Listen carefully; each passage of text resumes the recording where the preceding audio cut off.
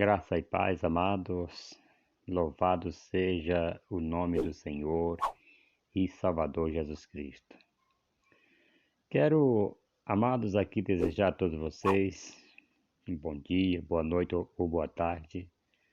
Não sei que hora que você vai estar assistindo este vídeo, mas que Deus venha abençoar a vida de cada um de vocês que estão nos seguindo aí do outro lado, através das redes sociais. Quero dizer para vocês que estão chegando, já se inscreva, deixa aí o seu like e vamos juntos fazer a obra de Deus debaixo da unção do Espírito Santo. Amém? Louvado seja o nome do Senhor. Quero trazer um estudo aqui, uma palavra muito importante para os nossos dias, os dias atuais que nós estamos vivendo. São dias difíceis, né, na face da terra, pois há tempo para tudo. Quero trazer aqui uma palavra para os nossos corações, palavra esta que vem confrontar muitas das vezes a nós mesmos. Quando nós estamos deixando de cumprir alguns deveres que nós temos, nossas obrigações, esta palavra ela nos confronta. Ela mostra onde nós estamos errando e o que temos que fazer para acertar. Quero trazer aqui os deveres de cada homem no seu lar, no seu posto. Amém? Nós precisamos aprender, ter em mente o que nós devemos fazer para uma melhora em nossa vida conjugal. Então, todos nós temos uma dívida a ser paga. A palavra usada pelo apóstolo, amado, o apóstolo Paulo, no original grego, que foi traduzido como o que lhe deve, né? Ou em outras versões, o que lhe é devido, conforme ele fala em Coríntios, né? 1 Coríntios 7. Ouça isso em nome de Jesus. De acordo com o léxico da concordância de Strong, é ofeilo e significa dever dinheiro, estar em débito com aquilo que é devido, dívida. Portanto, amados, temos aqui uma dívida a ser paga no casamento. Quando o apóstolo fala isso, ele está colocando aqui o nosso dever. Nós temos uma dívida a pagar. Porém, convido-o a colocar o foco na sua própria dívida e não na do seu cônjuge. Uma vez que, em matéria de relacionamento, temos a inclinação natural de sermos melhores credores do que pagadores.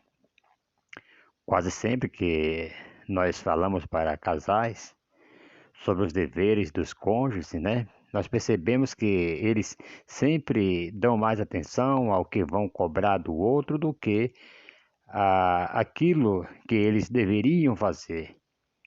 E o que vemos nesse cônjuge é algo muito parecido com a parábola que Jesus contou acerca do credor incompassivo. Na hora de cobrar a dívida de outros, nunca usam da mesma compreensão e misericórdia que querem que os outros tenham com eles. Como Jesus ensinou, temos a capacidade de ver o cisco no olho do irmão e não reparar na trave que está em nosso próprio olho, né? Conforme está escrito lá, acho que é em Lucas capítulo 6, versículo 41. Vemos os pequenos defeitos dos outros e não queremos enxergar os nossos próprios grandes erros. O fato é que deveríamos focar primeiro em nossa parte dos deveres, até porque assim seria bem mais fácil não somente cobrar, mas estimular o parceiro ou a parceira a também fazer sua parte. Quem dera, né? Todo marido e esposa pensassem mais no que ele deve ao seu cônjuge do que naquilo que lhe é devido, não é verdade? Seria muito bom se cada um de nós observássemos, né, pensasse mais naquilo que nós devemos para os outros do que querer receber. E diz as Escrituras que é bem coisa melhor é dar do que receber. Nosso foco principal na relação conjugal jamais deveria ser os nossos direitos, que de fato possuímos e pelos quais tanto reclamamos, e sim os nossos deveres principais, viver em função de nossos cônjuges, não, não em função de nós mesmos. Nós temos que viver, é, fazer, né, pagar os nossos deveres. Precisamos viver em função de nossos cônjuges. Precisamos tentar fazer os outros felizes e não querer ser. Tem pessoas que casam e falam assim: eu vou casar para ser feliz. Você casa para fazer o outro feliz. E cada um tem que pensar assim. Aí pronto, se completa. Então nós devemos fazer isto, não em função de nós mesmos. O problema de muitos, queridos, é que eles entram no matrimônio atrás de um nível de realização que desejam mais para si mesmo do que para o seu companheiro de aliança. Aí nós podemos ver isso aqui, vamos ver aqui, uma mentalidade parasita. Talvez não haja nada tão destrutivo para um relacionamento como o que chamamos de mentalidade parasita. No livro de Provérbios, nós lemos acerca disto, né? A sanguessuga tem duas filhas, a saber, Dadá, né? Há três coisas que nunca se farta. Sim, quatro que não dizem basta. Elas são a sepultura, a madre estéril, a terra que não se farta de água, né?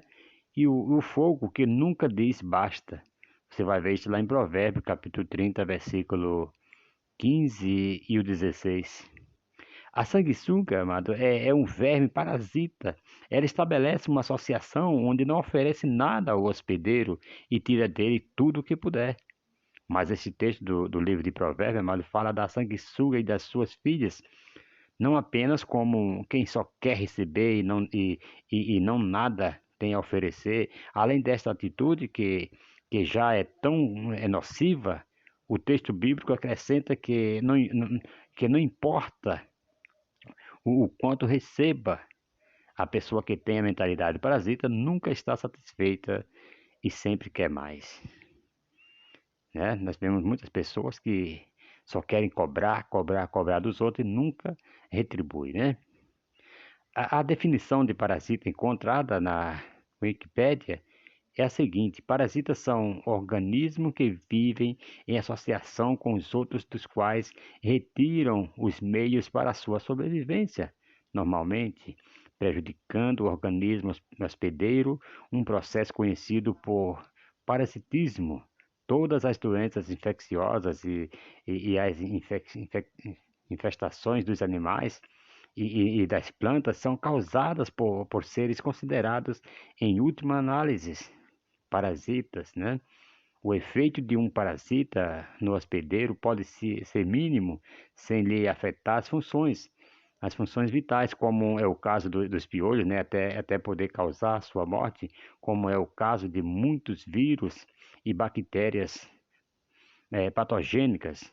É como diz o antigo ditado, né? Muito bem explorado por Greg Hill em seu livro de mesmo título.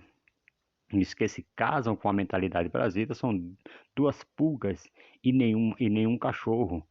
A maioria, ao casar-se, age como uma pulga que encontrou um cachorro com o desejo de sugar do outro tudo o que o satisfaça. Porém, normalmente o outro cônjuge também é uma pulga esperando a vida toda por seu cachorro e não demora muito tempo para que descubram a relação na qual entraram. Duas pulgas e nenhum cachorro. Se queremos, né?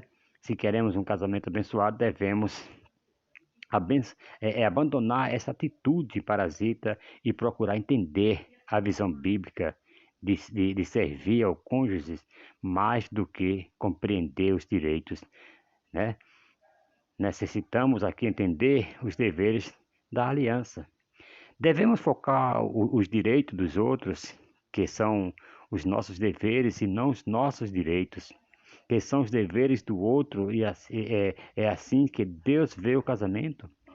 Ninguém deveria casar para ser feliz, né? Então, como eu falei aqui no começo, este é um mito acerca do casamento, que tem sido propagado, né, erroneamente há muito tempo mesmo nas igrejas que deveriam estar ensinando a visão correta do matrimônio e o princípio bíblico fala de casar para fazer o seu cônjuge feliz. Veja o que a palavra de Deus diz acerca do objetivo do homem recém-casado e de como mesmo as coisas mais importantes tornavam-se secundárias diante desse propósito. O homem recém-casado não sairá à guerra, nem se lhe imporá qualquer encargo. Por um ano ficará livre em casa e promoverá felicidade à mulher que tomou. Está lá em Deuteronômio 24, versículo 5. Então ele casava para promover a felicidade do outro, não unicamente para ser feliz, de maneira nenhuma.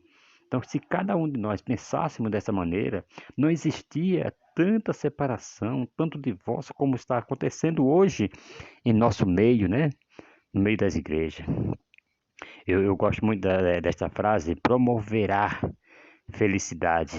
A mulher que tomou é o que todo marido deve promover para sua esposa. É claro que isso não significa que somente a mulher deve ser feita feliz nessa relação. Em Gênesis 2:8, lemos que Deus criou a mulher por causa do homem. Então aqui o Senhor viu que o homem estava só e percebeu quanto ele precisava, não só de companhia, mas de uma ajudadora. Então, por causa de Adão, fez a Eva. Logo na revelação bíblica, o homem vive em função da mulher e vice-versa. Foi isso que Paulo ensinou aos irmãos de Corinto. Quem não é casado, cuida das coisas do Senhor, de como agradar ao Senhor. Mas o que se casou, certo? Cuida das coisas do mundo, de como agradar a esposa. E assim está dividido. Também a mulher, tanto a viúva como a virgem, cuida das coisas do Senhor, para ser santa, assim no corpo como no espírito. A que se casou, porém, se preocupa com as coisas do mundo, de como agradar ao marido, né? Está escrito lá em Coríntios, 1 Coríntios 7, 32, parte B, e até o versículo 34. Então aqui nós podemos tirar aqui essa lição, podemos aqui aprender que o homem casado e a mulher, ele vive em função do outro, de como agradar. Mas tem pessoas que não pensam mais assim. Tem pessoas que só querem fazer o que der na cabeça e para os outros que se virem, ela estando bem, os outros que não é bem assim não. Por isso que existe tanta destruição que nós temos visto nos dias de hoje. E isso tudo levando para o lado que da proibição, quando Deus fala que não o que Deus uniu não separa o homem. Mas está muito difícil essa compreensão desse texto da Bíblia, e muitos estão fazendo isso aí como se não fosse nada, como se fosse uma brincadeirinha, e acabam não ligando, nem não dando a mínima um para o outro, e isto é contra os princípios da Bíblia. Se cada um dos cônjuges, amado, procurar a felicidade do outro, então ambos serão realizados. Porém, se cada um buscar apenas a sua própria felicidade e realização, o seu relacionamento desmoronará, certo? Quase não sabe aqui a palavra, e só restará decepção e tristeza. Esta é a razão de ensinamentos, certo? Essa é a razão de ensinarmos sempre que, ao entrar na aliança matrimonial, querido, cada um deve estar ciente da necessidade de morrer para si mesmo, certo? E procurar agradar o seu cônjuge. É uma instrução bíblica muito clara. Ninguém busque o proveito próprio, antes cada um o de outrem. Lá em Coríntios, né, 1 Coríntios 10, versículo 24.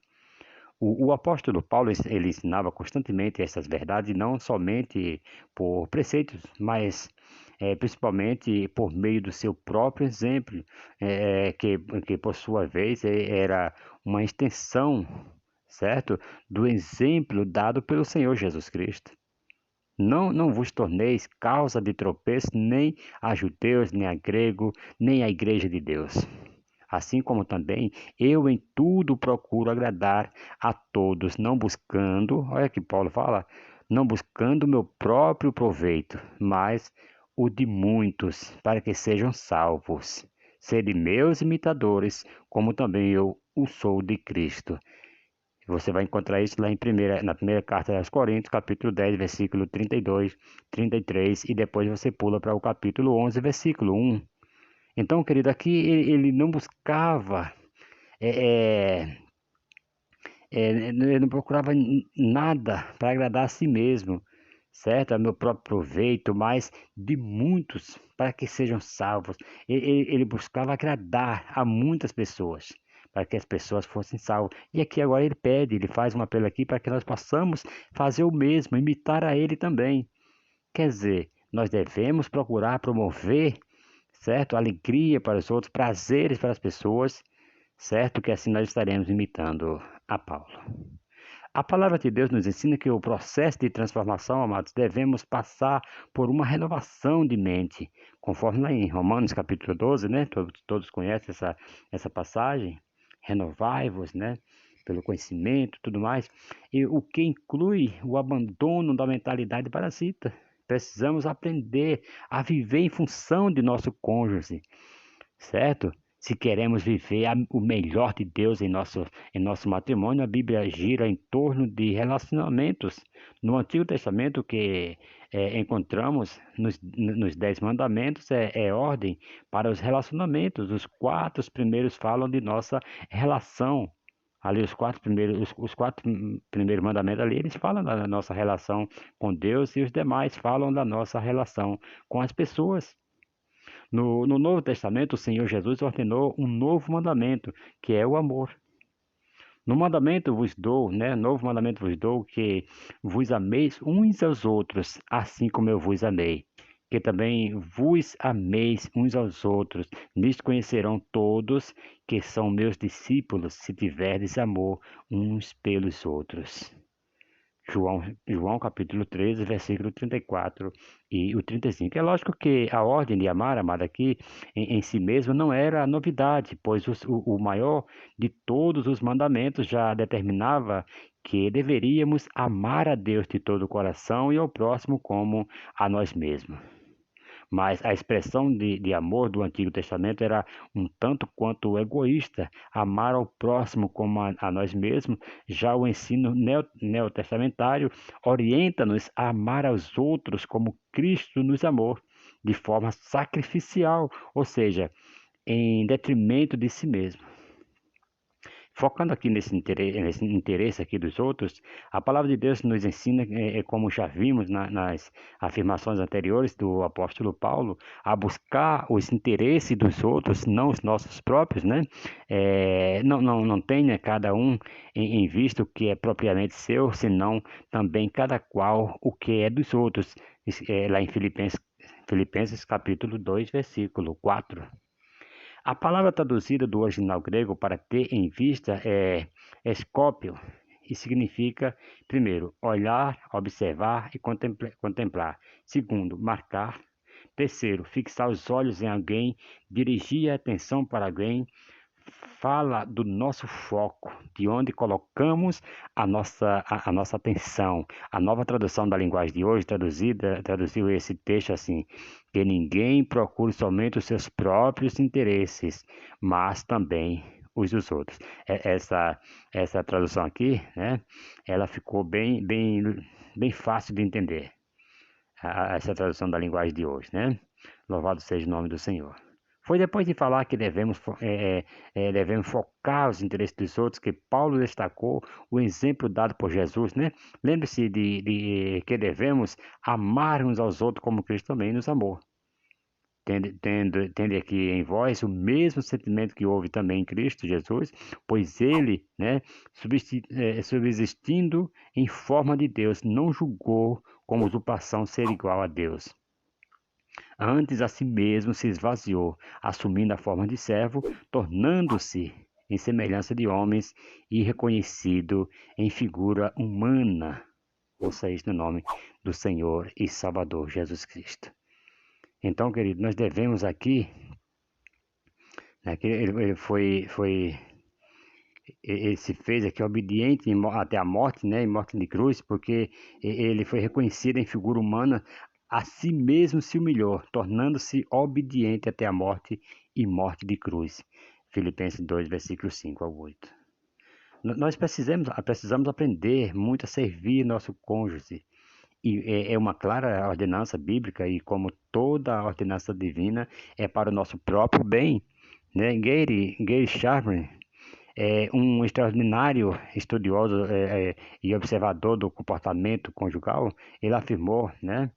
Se me pedissem para dar uma chave que abre um casamento feliz, esta seria a atitude de serviço mútuo, praticar o serviço. A mentalidade correta de cada cônjuge deveria ser a de servir e não a de ser servido. Infelizmente, a forma errada de pensar tem afetado todos os níveis de relacionamento. Jesus ensinou aos seus discípulos a importância de ser servo em vez de, como dita, o comportamento egoísta, né? Querer colocar-se no centro. Tem pessoas que não tá nem aí para querer servir, quer ser servido e acabou, né? Mas Jesus, ele chamando-os para junto de si, disse-lhe: Sabeis que os que são considerados governadores dos povos têm-nos sob seu domínio, e sobre eles os seus maiores, né, seus maiorais, exercem autoridade, mas entre vós não é assim. Pelo contrário, quem quiser tornar-se grande entre vós, será esse o que vos sirva. E quem quiser ser o primeiro entre vós será servo de todos, pois o Filho do Homem não veio para ser servido, vejam só, mas para servir e dar a sua vida em resgate por muito. Lá em Marcos capítulo 10, versículo 42 ao 45. E tantas pessoas que querem servir, não é verdade? Tantas pessoas que não estão nem aí com as pessoas, né? O que importa é que ele está sendo servido, mas ele não liga, não dá a mínima para outras pessoas que precisam ser servidas. Aqui o padrão divino para os relacionamentos está claramente revelado na Bíblia. Eu não exijo dos outros, né, como diz aqui, aquilo que desejo para mim mesmo. Eu primeiramente ofereço aos outros aquilo que desejo. E então, como consequência, eu mesmo recebo de volta o que dei. Foi o que o Senhor Jesus Cristo ensinou-nos a fazer. Tudo quanto, veja só o que ele falou lá em Mateus 7 e 12. Tudo quanto, pois, quereis que os homens vos façam, assim fazei-o vós também a eles, porque esta é a lei e os profetas. O egoísmo, amado, que tenta centralizar a relação somente em torno dos nossos próprios interesses, tem sido um fator de grande dano, não apenas para o casamento, como também para toda e qualquer forma de relacionamento, né? E meus deveres de acordo com Jesus, e até para o perverso, como diz aqui Mateus capítulo 5, versículo 39 ao 41.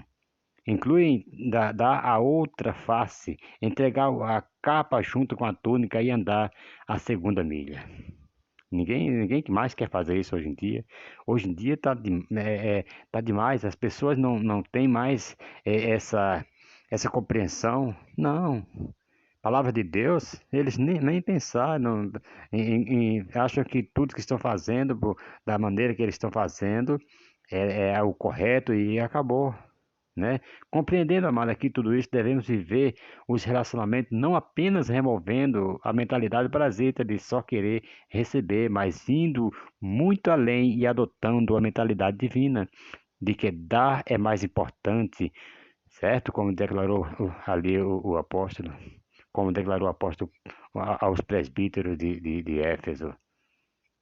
Tenho-vos mostrado em tudo que Trabalhando assim, é mister socorrer os necessitados e recortar as palavras do próprio Jesus, mas bem-aventurado é dar do que receber, conforme está escrito no livro dos Atos dos Apóstolos, capítulo 20, versículo 35.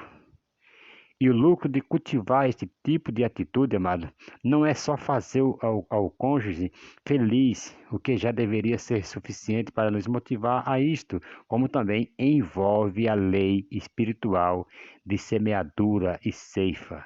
Uma vez que tudo que faço aos outros volta para mim mesmo. Então não é só apenas para fazer, né, o outro feliz. Quando você faz isso, você está cumprindo aqui o mandamento espiritual, né, da semeadura, quando fala que se você semeia, você vai receber aquilo que você semeou. Então, como diz lá em Mateus 7, versículo 1 e o 2, não julgueis para que não sejais julgados. Pois com o critério com que julgardes sereis julgados, e com a medida com que tiveres medido, vos medirão também. Se este, amado, este princípio de buscar altruisticamente o interesse dos outros e não egoisticamente o nosso próprio, já deveria estar presente em qualquer relacionamento de um cristão. O que não dizer do seu relacionamento mais importante, que é o conjugal. E isto me faz recordar uma frase de Walter, né? Que certa vez, como terminariam logo as sessões de aconselhamento matrimonial, se maridos e esposas competissem seriamente em negar-se a si mesmo, porque tantos casamentos se desfazem hoje? Porque quem só quer receber, vivendo da mentalidade parasita, na hora difícil, quando o cônjuge talvez nada tenha a oferecer, acaba abandonando o barco. Por outro lado, quem procura a felicidade do seu marido ou esposa alcança a sua própria felicidade. O apóstolo Paulo ele declarou aos Efésios que quem ama a esposa a si mesmo se ama. Logo é justo declarar que quem alegra seu cônjuge, a si mesmo se alegra. Assim também os maridos devem amar sua mulher como ao próprio corpo. Quem ama a esposa, a si mesmo se ama, porque ninguém jamais odiou a sua própria carne, não é verdade? Antes a alimenta e dela cuida, como também Cristo o faz com a igreja. Efésios capítulo 5, versículo 28 e o versículo 29.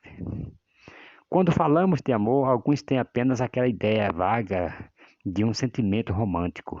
Mas o amor é mais do que isto. O amor não depende do clima que há entre o casal. A mentalidade de amor é o oposto da mentalidade parasita, né?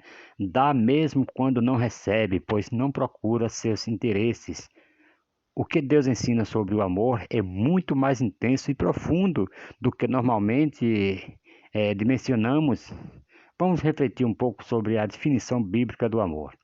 O amor é paciente, o amor é bondoso, não inveja, não se vangloria, não se orgulha, não maltrata, não procura seus interesses. Olha só, não se ira facilmente, não guarda rancor. O amor não se alegra com a injustiça, mas se alegra com a verdade. Tudo sofre, veja só, tudo crê, tudo espera, tudo suporta. O amor nunca perece, nunca se acaba aqui, ó.